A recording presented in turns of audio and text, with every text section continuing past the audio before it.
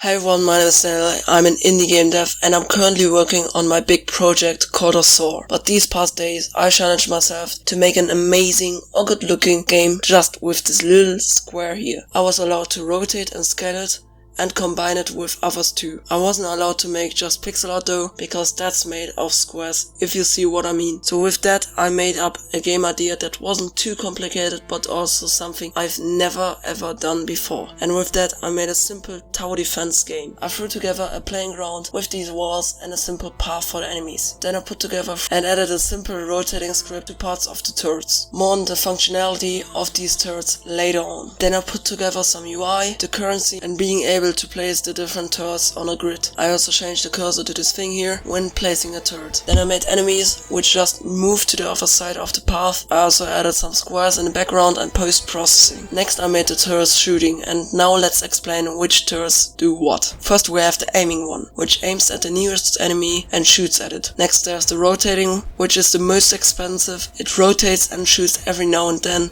in 4 directions. The last is the 4-direction turret, which shoots in 4 directions without rotating.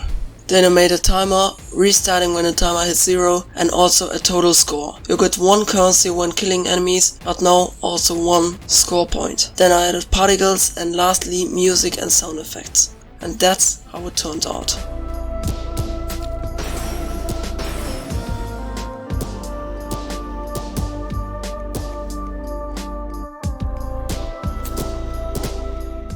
Did I achieve my goal of creating a good looking game using only squares? I'm pretty happy with what it became in the end.